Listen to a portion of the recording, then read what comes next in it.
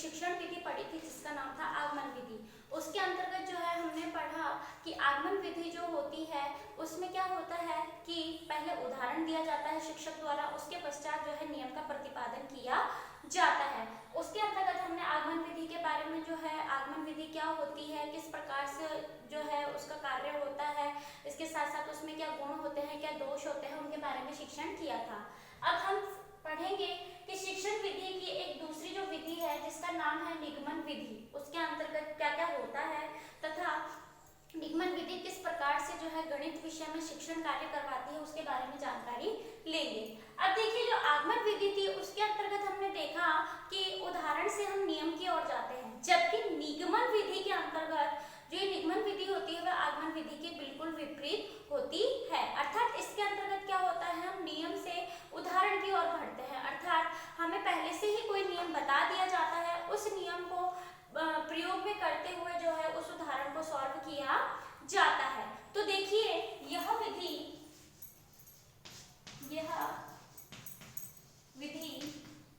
आगमन विधि की पूरक है, अर्थात आगमन विधि की ये पूर्ण रूप से जो है विपरीत है। क्योंकि देखिए आगमन विधि में हम देख रहे थे कि उदाहरण से हम नियम की ओर जाते हैं, जबकि निगमन विधि में हम नियम से उदाहरण की ओर जाते हैं। देखिए इस विधि में क्या होता है, शिक्षक जो है छात्रों को पहले से ही एक सूत्र या फिर नियम बता देते हैं। इस विधि में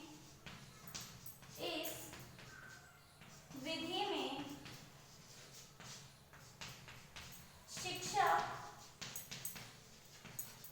छात्रों को पहले से ही नियम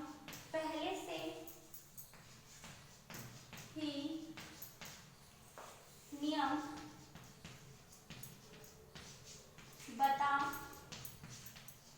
देते हैं। ठीक है, इसमें क्या होता है कि इस विधि में जो शिक्षक होते हैं वो छात्रों को पहले से ही क्या करते हैं, एक नियम बता देते हैं। फिर क्या होता है कि जो छात्र होते हैं उस अभ्यास द्वारा उस नियम की सत्यता को समझना या फिर समझने का प्रयत्न करते हैं। बता देते हैं छात्र अभ्यास द्वारा उस नियम की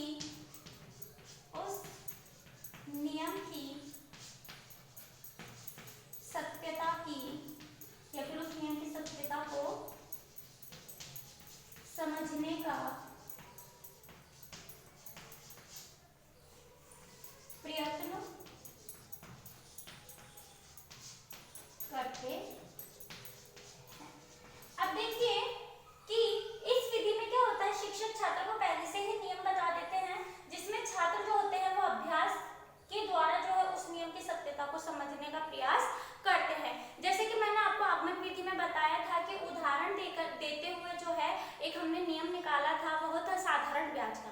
अब हम इसी चीज को अगर विपरीत कर दे, यानी कि मैं पहले छात्रों को बता दूं कि आपको इस नियम के द्वारा जो है साधारण ब्याज निकालना है, तो विद्यार्थी उस नियम के द्वारा यानी कि अभ्यास करके उस नियम के द्वारा जो है उसकी सत्यता को समझने की कोशिश करेंगे।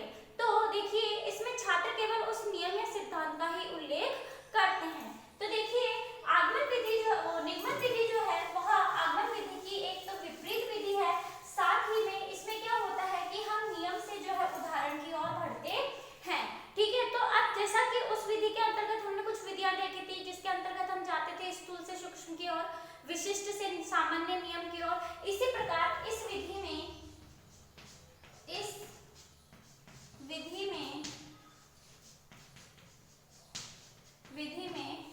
विधि में हम क्या करेंगे, क्योंकि यह आगमन की विपरीत है तो सब चीजें विपरीत चलेंगी।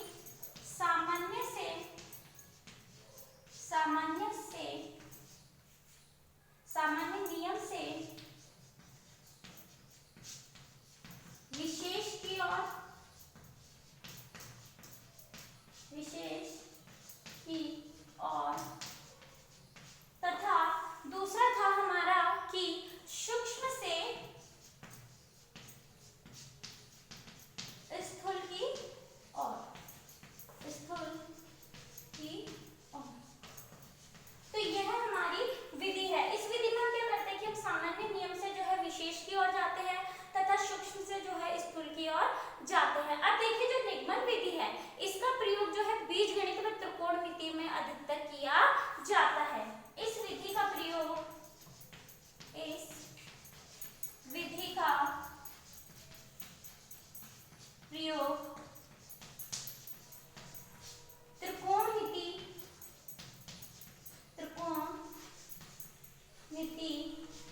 वह बीजगणित में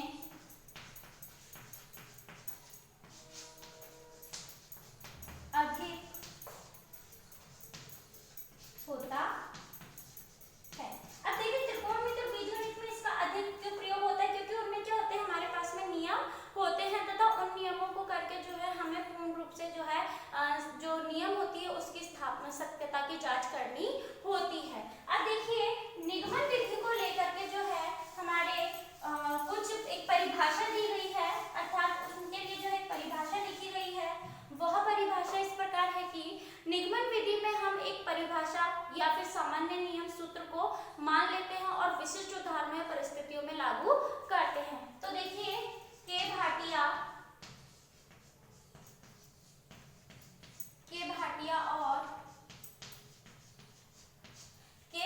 और देखिए बीडी भाटिया के अनुसार, अब देखिए के भाटिया और जो बीडी भाटिया है उन्होंने निगमन विधि है उसको इस प्रकार से परिभाषित किया है कि निगमन विधि में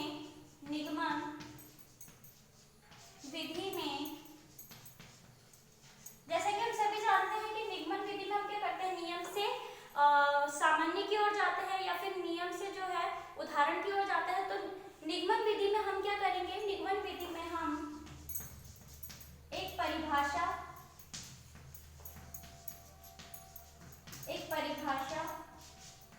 सिद्धांत या सूत्र को मान लेते हैं,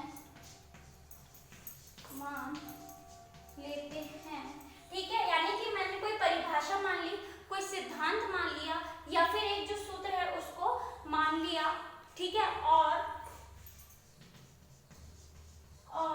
उसे विशिष्ट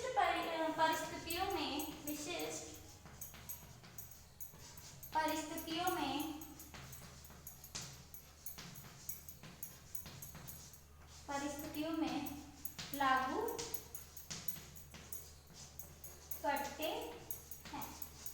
यानी कि इसमें भी उन्होंने यही बात बताई कि निगमन विधि के अंतर्गत हम किसी परिभाषा को ले लें, किसी सिद्धांत को ले लें, अर्थात किसी सामान्य नियम को ले लें या फिर कोई सूत्र मान लेते हैं, उसे हम विशिष्ट परिस्थितियों में जो है उसे हम लागू करते हैं। जैसे कि उदाहरण के तौर पर हम सभी जानते हैं कि त्रिभुज के तीनों जो कोण होते हैं, त्रिभुज के तीनों कोणों का योग कितना होता है, 180 डिग्री। जब हम विद्यार्थियों को कहते हैं कि आपको जो है अनेकों त्रिभुज बनाने हैं तथा उनके कोणों का माप लेना है, जब वह माप लेंगे तो उन्हें वास्तव में जो है उन कोणों का योग कितना मिलेगा, 180 डिग्री। तो देखिए हमने माना कि 180 डिग्री जो है वो कोण होता है, अर्थात मैंने जो है एक नियम या फिर एक परिभाषा मान ली कि समस्त कोणों का योग जो है 180 डिग्री होता है। अब